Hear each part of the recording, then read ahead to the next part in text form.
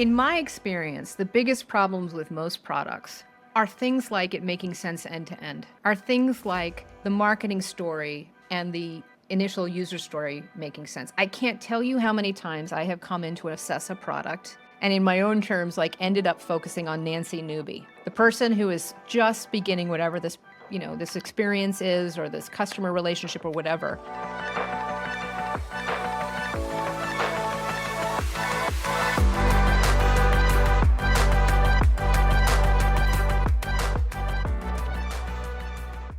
Hello and welcome to another episode of Brave UX. I'm Brendan Jarvis, Managing Founder of The Space in Between, the behaviour-based UX research partner for enterprise leaders who need an independent perspective to align hearts and minds, and also the home of New Zealand's first and only world-class human-centred research and innovation lab. You can find out more about me and what we do at thespaceinbetween.co.nz.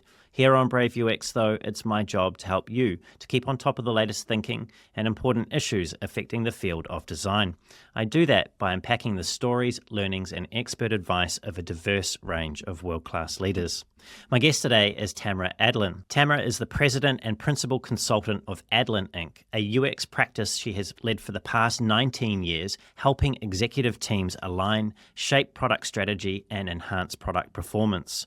Her work has benefited numerous well-known enterprises, including Amazon, Microsoft, and Zillow, as well as Web3 startups like Near Horizon, Bunches, and Fluence. She has also worked with growth companies such as Glassdoor, Radar, and Smartsheet. Alongside her consulting practice, Tamara is an advisor to Blockchange Ventures, where she assists founders and their leadership teams in focusing their resources on launching products that people can understand and want to use. She is the co-author of two highly regarded and related books on personas, The Persona Lifecycle and The Essential Persona Lifecycle. Additionally, Tamara is a named inventor on a US patent and a founding volunteer and LinkedIn Live host for Never Search Alone, a community supporting job seekers. Clients have described her as an elite-level expert in our field, a go-to for transforming product organizations, and much more fun to work with than most international web experts, which is my personal favorite. And now she's here with me for this conversation on Brave UX. Tamara, a very warm welcome to the show. It's warm indeed. What an amazing intro. Thank you, Brendan. I'm so happy to be here.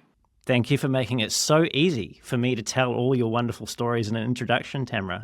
Oh, you're welcome. One of the ones that I left out, and it was by design, was something intriguing that I learned about you while I was preparing for today, which is that you're a board member of a rather interesting not-for-profit. Yes. It's called Special Bunny Rabbit Rescue. Yes. And you've been that board member for almost 15 years. Yes. Why bunnies? It's a non-tech organization, believe it or not. So I've always been involved in animal rescue. I was doing stuff with kitty cats for the Humane Society and the animal shelter here in Seattle. And then I was asked to help the Humane Society in Seattle redesign their website in 2006. And the meeting was held in the overflow room for the extra critters, like bunny rabbits. And I walked in and there was a bunny rabbit that looked like one of my cats because it had little folded ears and it was great. I accidentally adopted it. Fast forward, and I am now on the board of a house rabbit rescue, and I find them hilarious, delightful, ridiculous, weird, and just so interesting. So here I am, crazy bunny lady. So in your time as a crazy bunny lady, what has surprised you the most with your involvement with the Special Bunny Rabbit Rescue?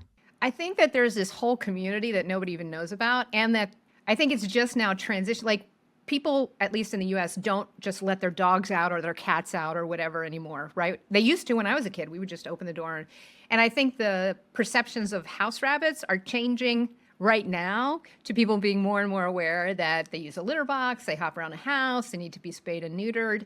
And it's wonderful to watch that transition and sort of help people discover them. And I've also done a lot of thinking about when I lost my first bunny, Marvin, I was devastated. And I thought about why. And the conclusion I came up with was, in your adult life, very few times you are surprised by something that is 100% positive. I mean, I don't have kids, but I imagine having kids and all that. But the delight of discovering these strange little creatures and how fun and silly and wonderful they are was just this immense surprise that came well into my adulthood. And it is for a lot of people, and that's really fun to be part of. I'm sorry to hear about Marvin. I am curious to know whether he was named after the Martian. No, but I did put a label saying Marvin's Gardens on his condo, which I still have. And there have been many fuzzy friends since then. One currently is named Babar after the elephant in the children's books. He's very big. Sounds like he would have to be to grow into that name, right? Oh, yeah. Unless it's irony, yeah. No, he's enormous. He's truly big. Beautiful. I want to talk to you quickly about some of your time as an author. And I mentioned in your introduction that you co-authored the Persona Lifecycle and then the abridged version, which was the essential Persona Lifecycle. And your co-author was a gentleman by the name of John Pruitt. And I understand that when you first met John, he didn't like you very much. What's the story there? I love this story. So in the year 2000, I was invited by author and friend of mine, Scott Berkun. He has a new book coming out soon, Why Design is Hard, that I'm really excited about. It's published a bunch of things. Anyway, I was doing a lot of work on personas, and he invited me to come speak at an event called Design Day at Microsoft in 2000. And I came in and I did my whole thing, and it was in front of like 600 members of the design community who worked at Microsoft. And part of what I said is something I still believe even more heavily today, which is even in the era of the rise of data-driven personas, I very rarely do anything related to data these days. And I said, even if you just name your assumptions and make personas out of that, you're better off than if you don't. And sitting in the middle of the audience was John Pruitt and his whole team, and they were about to launch the Microsoft Vista personas, which were fully data-driven. And so, as I understand it, he felt a murderous rage, as much as he can. He's the most delightful person that I've really ever met. And when we first were recommended to work together, he's like, I don't like that woman. Anyway, it's like a meet cute in a movie, but not cute, kind of. So how did you save the relationship? How did it all actually come to be and be a positive thing? Well, we met and we started talking, and he and we're one of those partnerships. I mean, we're not super similar, but we get along really, really well and bring different perspectives to things. And we just tried it out. I mean, this woman, Holly Jamison Carr, who is now heavily involved in environmental work, is out of the tech industry. She's the one who brought us together, and he's like, well, I'll meet her. And ever since then, we became great friends. And you ended up writing a great book, one that was 744 pages long. So you obviously had much to say together. Yeah, that wasn't the plan. It wasn't a plan to be a behemoth book. We thought it would just take 6 months. Yeah, so 6 months obviously blew by, and you ended up writing something that was really substantial. Yeah, it took us 5 years. 5 years. 5 years. And there's a lot of invited chapters and stuff, and it's mammoth. And so that's why we decided to, I'm just looking over here because we wrote the much shorter essential Persona Lifecycle after that, which cut out a lot of the stuff. It's still great stuff. It's just a lot. It's a lot. As far as I know, you were writing at least part of the book during your time at Amazon when you were a customer experience team manager, and that was in the early 2000s? So I was there from 2002 to 2005. And 2005 is when the first book came out.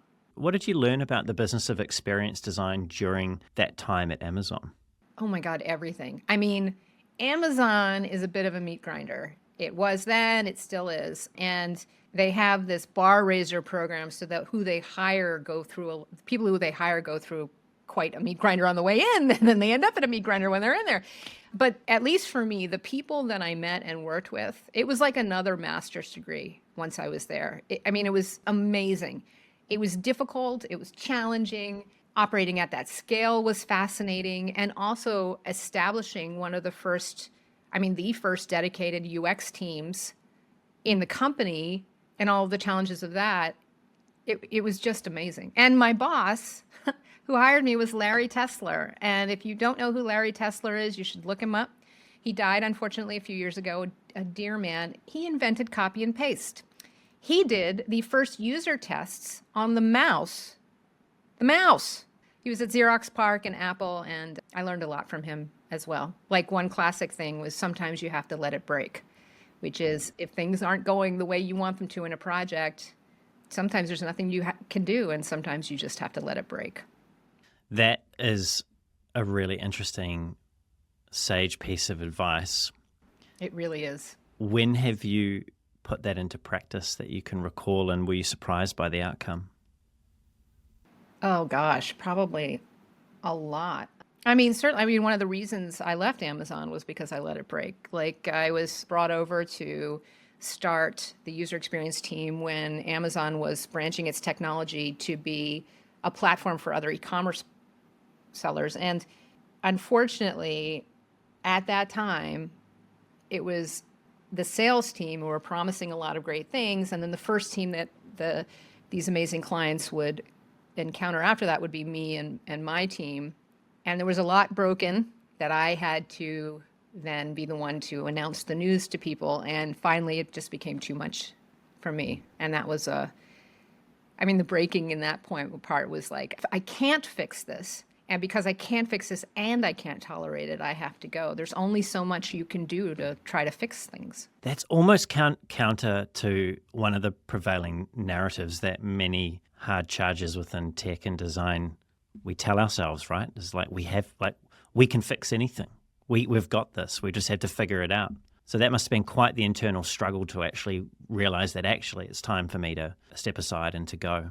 You know, I think now that you said that, I've never put it together before, but I think it highly relates to my whole focus now, which is instead of fighting against stuff that our industry and our leaders are spending a lot of time figuring out how to fight against, it might be more interesting to do something other than fight. It might be more interesting to lean in or accept. And I'm talking about like the reliance on assumptions versus data. And we're going to get a lot more into that. But I never put that together until you just said that. So that's interesting.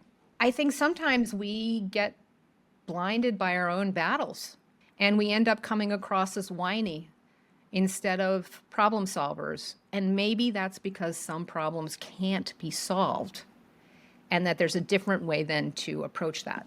That is definitely worthwhile contemplating. And you did take a different approach, right? Like you decided after Amazon that it was time to become an independent consultant. And you probably could have moved on to, many other great jobs at other great tech companies after that, but you chose to do your own thing. Yeah. What was the big driver, right? What was the big motivator behind going rogue? Well, given my bank account compared to other people who did different things then, it was a huge mistake. But personally, I actually think it was a big success. The motivator was when you write a book, really the way to capitalize on that or a good reason to write one is because you want to become a consultant. You certainly don't get paid back for the hours unless you're an amazing best-selling author, which we were not.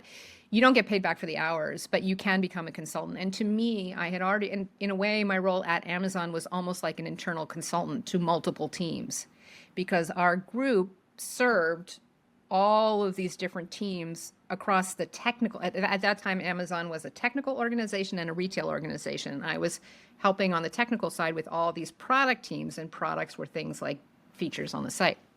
So I had gotten used to and really interested in how do you come in from the outside with a perspective that might help get past some of the barriers or confusions or whatever that are in the way of a team within an organization. Also, when I left, I had friends that had scattered to really fascinating companies. My dear friend and colleague, Katie Geminder, had gone to Apple. She brought me onto a project at Apple. That's when I met Ken Seif, who's the managing founder of Blockchange and a serial entrepreneur before that. So I had all these people doing interesting things and I wanted to come in and play along. And so that's what I did. And one of the things that's difficult or can be difficult for external consultants like myself as well is you don't have the same support system that you get within a larger organization, if it's a good one, right? You don't have your colleagues necessarily sitting right next to you to sort of get support from or seek external perspective on an issue that you're dealing with. And I read one of the posts that you'd written maybe a couple of years ago now, maybe even slightly longer, on Medium called Elation Deflation. And you were talking there about the challenges that women face in technology and how your squad, and I'm putting that in inverted commas for those of you listening, has been invaluable in helping you to navigate those. I'm not sure if you still have that squad, but if you do, what is your squad? Oh, absolutely. So these are Katie's one of them. I mean, these are women that I have known for a really long time, and they may or may not be people I worked full time with, or some of them were started out as clients. And I think, especially for women in tech, right now, the big challenges are with diversity, equity, inclusion, and also designing for people with abilities, other abilities, or challenges in their physical or mental state. Back in the day, 20 years ago, the huge challenge was even just letting women in to the whole thing. And so those fights we had to fight for ourselves. And for me, this idea of a squad was, I just realized there were certain people that I would always call when I needed help making a decision, or where I realized that I might be caving a little too early. And you can't do all this stuff on your own. You can't be great at managing your career. You can't be great at your profession. You can't do all of that without some kind of support. And you can't always hire that support. You can't always work with that support. It just reminds me of one of the things we talk about in startups all the time, which is CEO is the loneliest job on the planet. Like, there are some ways in which the work that we do, especially as we become leaders, becomes quite lonely. And people in your own company are part of a political system that is part of your problem. And so having people who aren't part of that is I wouldn't be anywhere if I didn't have those people. And for me, they're mostly women. They're not all women. John is one of those people. You've been doing this for a while now, right? Like, you've probably many things that you have seen in that time. You're very experienced at what you're doing. You know, you're an expert. Do you still need a squad? Oh my God, yes, even more. So here's a great example. Like, sometimes I'll get an inquiry from someone who wants to be a client, and something will be bothering me, but maybe I don't have that much work and I'm really inclined to take it. Well, there are a couple people I call when I have that little, not sure, and they help me say no when they know this is not a good idea. This is not the kind of client that works well for you. So the pressures of like, well, I'm not super busy right now, I don't know where the next client is coming from, can lure me into traps. And they know me and they get me out of traps. I think that's also part of this whole idea behind Never Search Alone, which is that you have a job search council, a council of peers that help you with the really hard work, emotional, literal work of getting a new job. There's huge power in community. Yeah. Yes, there is. Yes, there is. You mentioned 20 years ago or thereabouts that the big thing in tech was making it more inclusive of women. Thinking about where we sit now, has that job been done? Are we there when it comes to women in tech? No. I mean, we look a lot better. I don't think salaries are better. I still don't think there's enough women in leadership positions in large companies. There aren't enough women in boards. And there is no cavalry coming in. We have to make these fights for ourselves. And it's not, no way is it done. No way is it done. And it's way worse for people who are marginalized in any way, shape, or form. And especially women who are marginalized in any way, shape, or form. It's just not. It's not done. Just before we move on to other things, out of, say, the last 10 founders you've worked for or with, how many have been women? Well, I've worked with, in one of the larger organizations I work with, absolutely. The women I was working with were major players on the C-suite. They weren't the CEO. There is one woman I'm working with now who's an early stage founder in the blockchain space. Certainly not enough, because it's taken me a minute to figure that out. Interesting. Anyway, let's turn our attention to personas. Okay.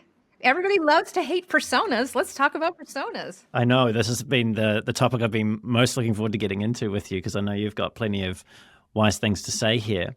And one of those things, and I'll paraphrase you here, is that you've previously suggested that there aren't many wildly successful persona efforts out there. In fact, there are plenty of efforts that have fizzled out and never really achieved the impact that they said they would. Why do you suspect that is? Because data doesn't work. And they're not solving, and there's bigger, it's like Maslow's pyramid of problems, right? And the idea of personas is super duper correct, which is that we are much better as human beings for building empathy towards and understanding and remembering people, not stacks of bullet points. and that kind of focus on people and wants and needs is desperately missing from the technical design and strategy design and development process. And Alan Cooper is a genius and introducing this idea and bringing it into the world of UX. I mean, the idea of specific people had existed before then, but into the world of UX in the 1999 Inmates book, absolutely genius. And then, I mean, one of the reasons John and I found each other was because everybody started trying it and all these persona efforts started failing. And we were like, why is this happening? Well, let's just fast forward to what I think now. What I think now is that there's something bigger and earlier that is a much bigger and earlier and more systemic problem that personas cannot solve and they cannot fight. They're not big enough to fight them. That's what I think now. Well, now you've got me curious. What is that problem? What is the thing that's before the persona effort that, if it's not understood, leads to persona failure? I'm going to answer this with analogy, a mental image for you. In our world, and I'm going to use a house analogy because how can I not? In our world, it's like we're building a house on a property. The plans, we are participating in creating the plans. We frame the thing up. And a lot of our field is about how can we optimize the building of this house? How can we optimize the design of this house, the choice of where to build it, right? And we can be doing great doing that and optimizing. We have the right contractors coming in at the right time, right? And we're busy making it better and better and better. What if there's a tornado?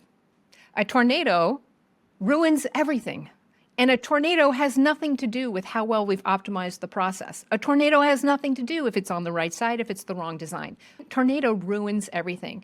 There is a tornado that we don't think we control. I think we can lessen the impact of it. And the tornado is highest level stakeholders and decision makers who can change their minds, and their minds changing cause tornadoes for projects. It doesn't matter if you've optimized the general contractor if hurricane force winds come through. And those hurricane winds can come through because somebody's niece sat next to somebody else who works on games and is talking about how important games are to kids today. So then that C-level person comes in on that Monday and says, I think we need to make this look more like Pokemon. That's a tornado. It doesn't matter how much we optimize what we're focused on if we don't look at and figure out the tornadoes. And I think we can. So thinking about that, the chaos of the tornado, the executive tornado, the changing of the mind, you suggested that we might be able to control it or at least mitigate some of its effects. Where do you start? How do you start to do that? You start earlier than you think, and you start very carefully. So here's the deal. People who are in high-level positions in a company, good, bad, or indifferent, are there and have, you can call it subject matter expertise, you could have it domain expertise, you could business expertise or whatever. They're both right and wrong about a lot of things. They were hired because ostensibly they convinced somebody that they're good at something. As Tom Griever on your podcast said, stakeholders are people too, and they have a lot of instincts and they have a lot of bias and they have weird opinions. The only way you can handle this is by not fighting it. And by not fighting it, you say to yourself, if they have weird opinions and weird assumptions, I can either try to battle that with data and changing their minds, right? Or you do try that. And then when it doesn't work, why doesn't it work? It's because if you don't know what somebody's opinions or assumptions are, you cannot change them. And data doesn't work. And here I'll give you the example that upsets a lot of people. If data worked, people wouldn't still get married. Data says it's a bad idea. But why do people still get married? Because they think their own ideas, their own passions, their own insights, their own personal specific situation takes into account so many things that are beyond data. It is exactly the same if you are a high-level stakeholder executive at a company. Data doesn't matter. And it's so easy to get around data and to push it aside. And we refuse to admit that in our industry. We keep thinking if we just get the right data and present it in the right way, or build trust, or do our presentations in a different way, or put people in front of users, data doesn't work. Is it that data doesn't work, or is it more that only the data that people already agree with works. It's that data doesn't work until you know what you're trying to displace. So if people have strong assumptions about the way something should work, then first you have to know what those are. You have to get them all aligned on them because they're all talking past each other. And then you can say, we understand that you guys believe that whatever is this problem with the product, or that we should really do this to catch up with the competition. Well, or that a really important user to us is somebody in a marketing department in an enterprise company. Well, now we've gone out and now we can show you, actually, this person doesn't exist or this person doesn't want that.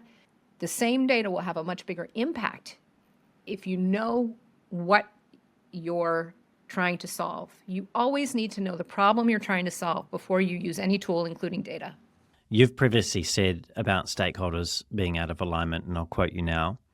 If you ask two of them, they're going to think the goals are two different sets of things, or one of them's not even going to know what the goals are and certainly can't raise their hand in a meeting and say, I don't know what the goals are.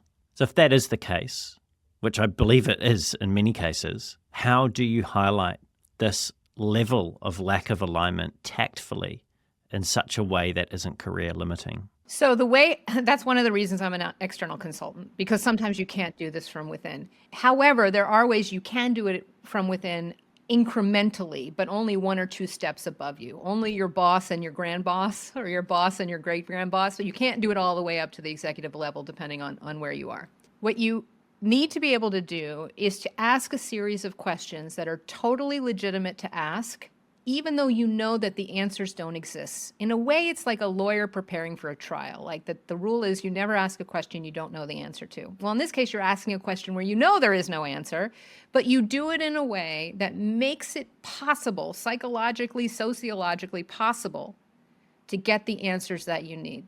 So let me give you an example.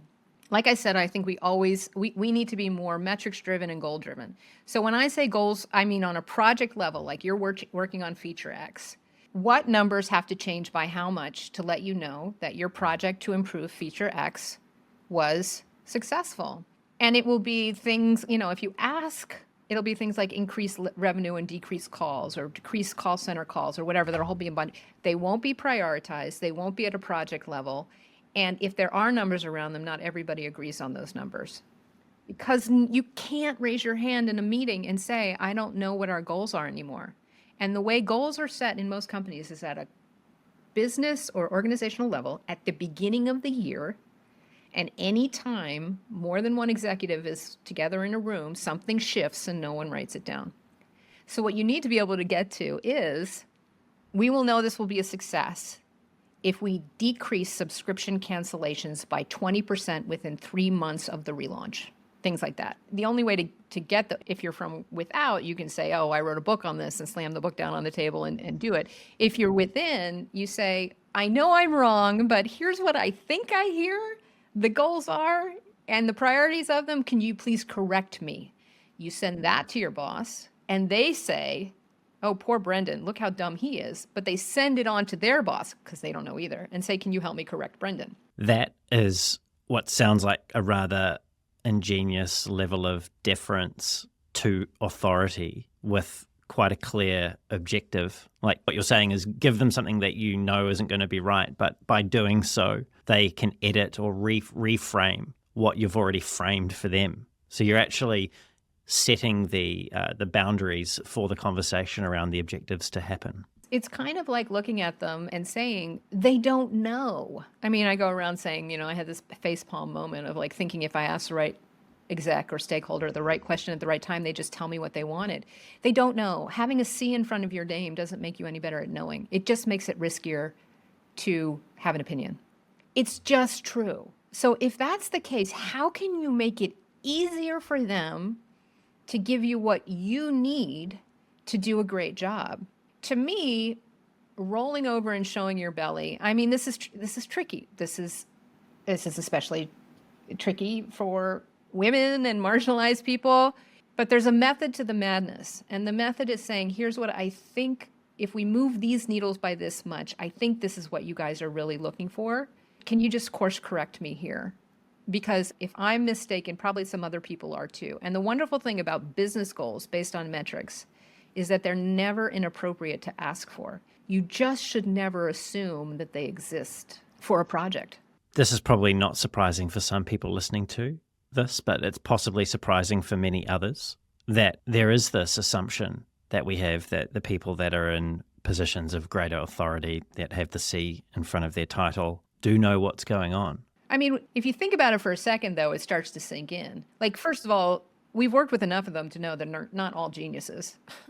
And if they are geniuses in something, all that genius is threatened by the political environment of being senior in a company. And I mean, it's career suicide to ask some of these basic questions after a certain amount of time has passed, because you look like an idiot. You've talked about the dangers of misalignment here with the executive or with senior stakeholders, and you've framed it, and I'll quote you again now, in a certain way. You've framed it as, my controversial hill to die on is, even if the assumptions everyone has about users are incorrect, the danger of misalignment is far greater than the danger of designing based on assumptions, just like designing for everyone is more dangerous than designing for the wrong persona. So what makes this misalignment more dangerous than invalid assumptions?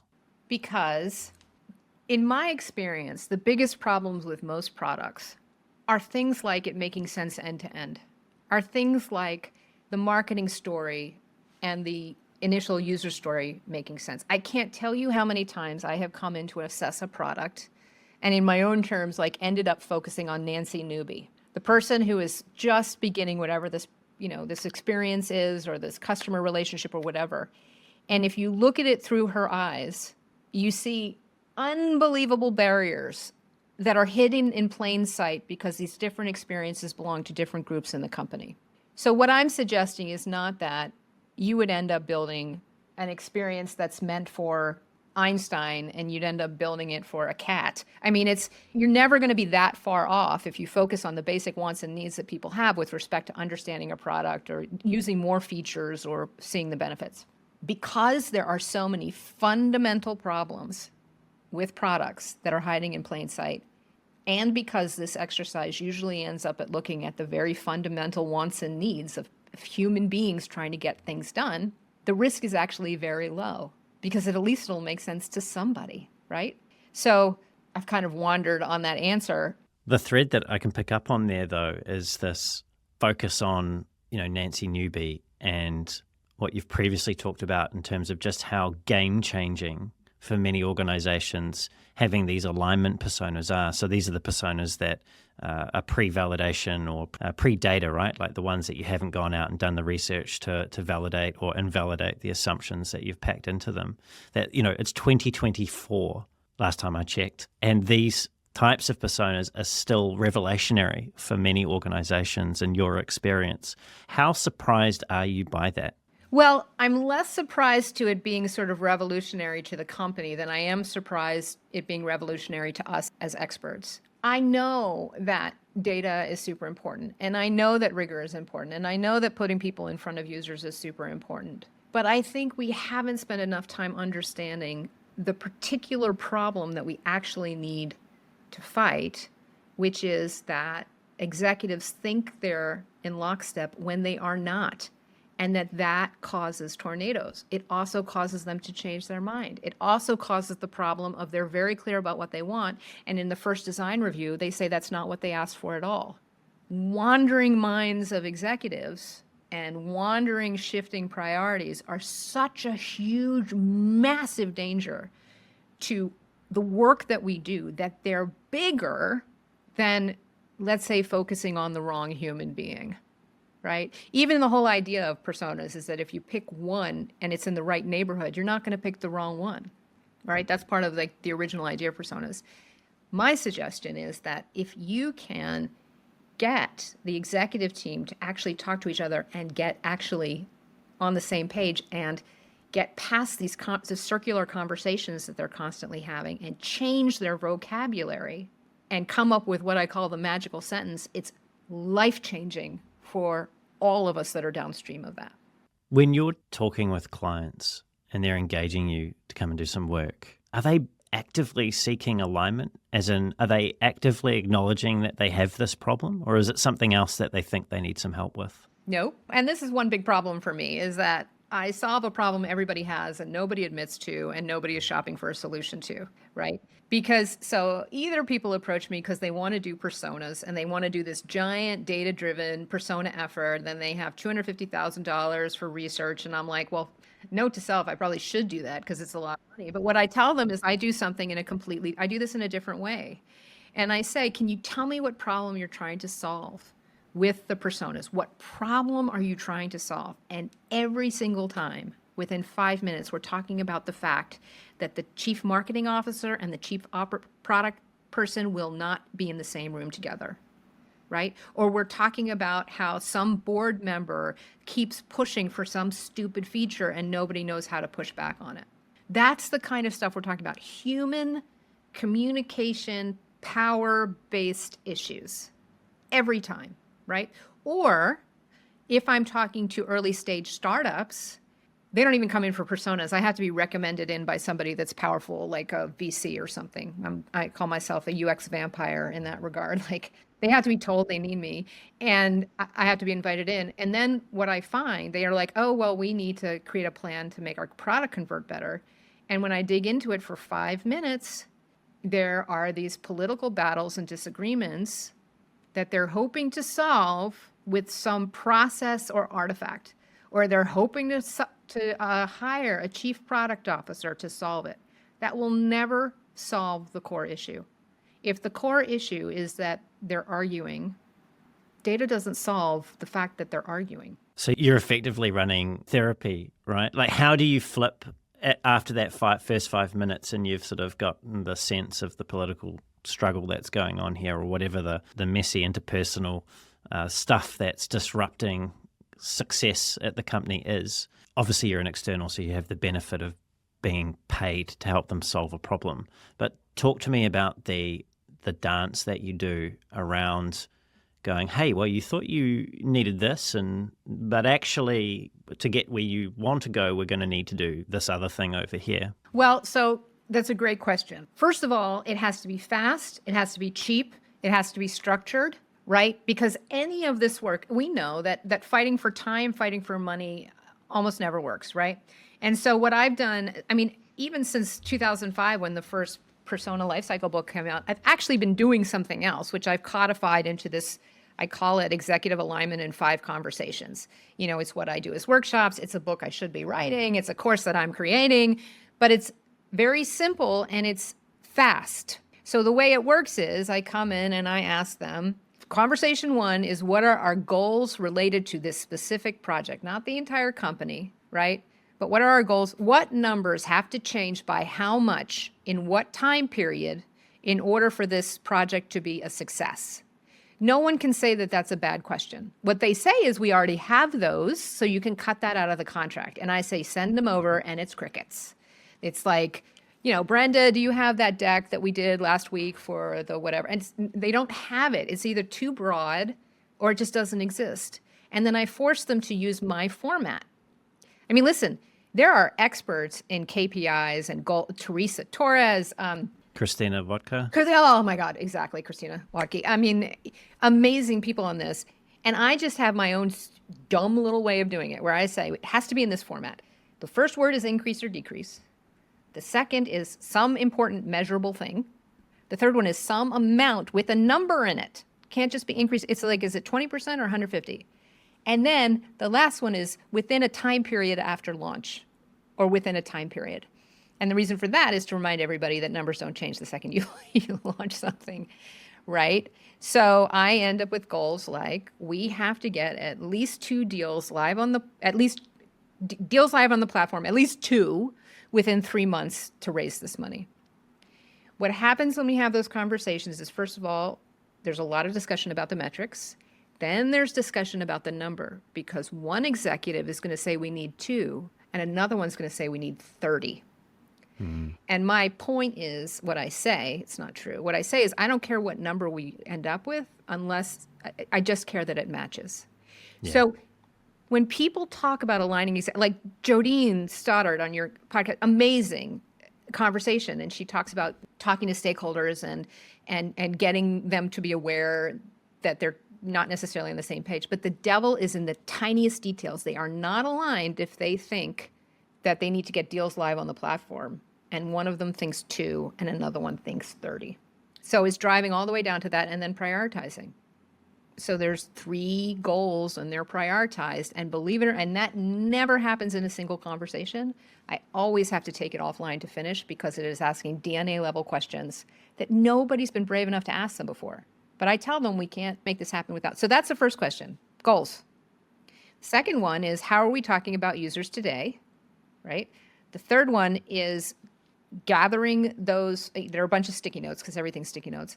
All those descriptions of user, like a guy who wants to deal with his sports injury by doing yoga or whatever, and then like a mom who doesn't have time to exercise, whatever it is. Then we gather those under statements that start with I want or I need. So that's called the I want or I need. That section transitions us from thinking about users to like users, because I want and I need come out of the mouth of users. Then we create these super quick personas that are based on motivation. And then the last step, the 5th conversation, is if these are our personas, Ian Inspo Seeker, Quinn Quick Hit, Dana Deep Dive, and our main goal is to decrease subscription cancellations by 30% in 3 months, which one of these do we have to make ridiculously happy to hit that? The forcing function. You're forcing them to make a choice here. You're forcing them to make a choice, because then later on, if they have said, in order to hit our main objective in the next 3 months, we have to make Trey ridiculously happy, then when the tornado happens with the Pokemon later, anyone on the team can say, can you explain to me why that's valuable for Trey and keeping him from stopping the subscription? At which point, the executive is not being told they're dumb. The executive is being reminded of, I respect the decision you already made, executive. Help me understand this. So the language, the conversation, the reference points, this is what works magic. And let me just say the role of data here. If they come up with Ian and Trey and Dana, now you can do research. And you can then come back and say, guess what?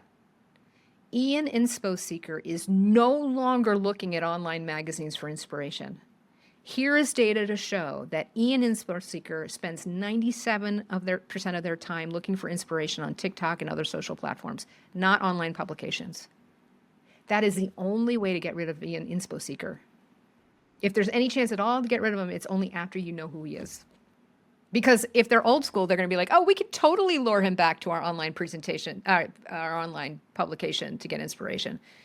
Then you can tell them, well, you're trying to bend the world to your will instead of just letting it go and going where you need to. Well, and if they decide they still want to go after Ian, that's fine. It's their decision.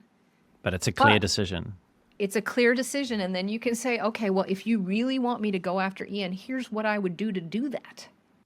You know, there's a testimonial on your website, which I would say floored me. That's probably a little bit too evocative, but it certainly made me pause and think about some of the work that you've been doing more deeply. And I wanted to ask you about it. It's by Rich Barton, who's the CEO of Zillow. I know, that's a good one. Yeah, right. So he says, and you'll know this, but others don't, so I'll quote him now. He says, I literally think there is never a meeting at Zillow where one of the personas Tamara helped us create in 2006 is not cited by name. You know, is that typical? Can people expect to get 20-ish years out of their personas? No, and let me just say, I may have helped them create them in 2006, but there has been a huge amount of effort by people who have been part of their teams over those many years, absolutely putting data behind them, absolutely putting research behind them. Absolutely, like I would not be able to give you details about those personas today. So I may have helped start them, but the reason why they've survived is because the executive team co-created them and then was tolerant of data being added, right? And they weren't rocket surgery, they weren't any of this stuff. But I think now that all these years have passed, you know, I can tell you one aha moment from those exercises, which is that, you know, maybe there's no such thing as a second-time home buyer in any interesting way, because every time you buy a home, you're kind of a first-time home buyer again because something big has changed. Your city or your family or your budget or what the interest rates or how you can buy a house or whatever. And so that discussion about that possibly non-entity of a distinction helped end some of the tornadoes before they started. And it had nothing to do with data. And maybe, maybe it was wrong. Who knows? They may have found out since then it was wrong. But it certainly helped align them all and focus their efforts. And it was helpful enough that they kept using it. But there's a million ways for execs to kill personas unless they were involved in creating them. Yeah, and sometimes some people, no matter what the evidence in front of them is, want to charge ahead and do their own thing.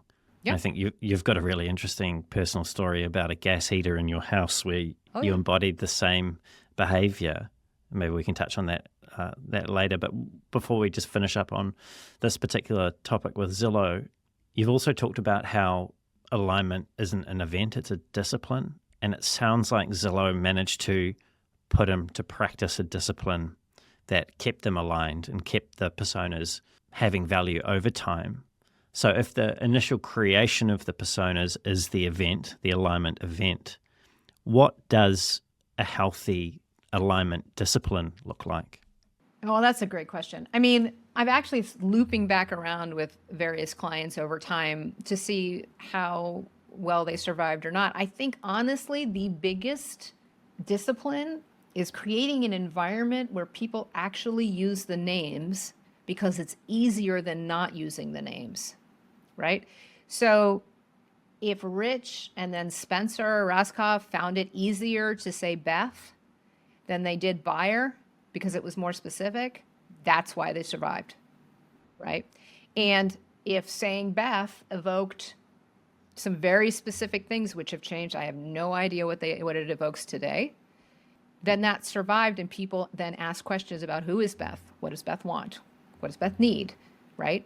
And those questions then can get answers. But the word buyer, the word user, any of those words can mean different things from 1 second to the next. So you asked, what is the discipline around alignment for innovation? It is creating a world where these names are better than the alternative. Because, that's another one of my favorite self-quotes, which is the alternative to alignment around assumptions isn't alignment around data. It's misalignment around assumptions, right? We have to look at compared to what. And compared to what is this sort of tornado chaos. Well, that brings us to the end of part 1 of this insightful episode of Brave UX. I hope you enjoyed this conversation with the brilliant Tamara Adlin as much as I did. From her thought-provoking work on personas to her reflections on executive misalignment, Tamara shared some valuable wisdom that any designer or leader can take to heart. This conversation isn't over yet. We've barely scratched the surface, so be sure to join us in 7 days for part 2. Tamara will be back to dive even deeper into the nuances of user personas, the dynamic interplay between UX innovation and data, and how fundamental UX principles can drive meaningful change across various industries. Thank you for listening to Brave UX. Stay tuned, stay curious, and stay brave as we continue to explore the ever-evolving world of user experience. Until next time, take care.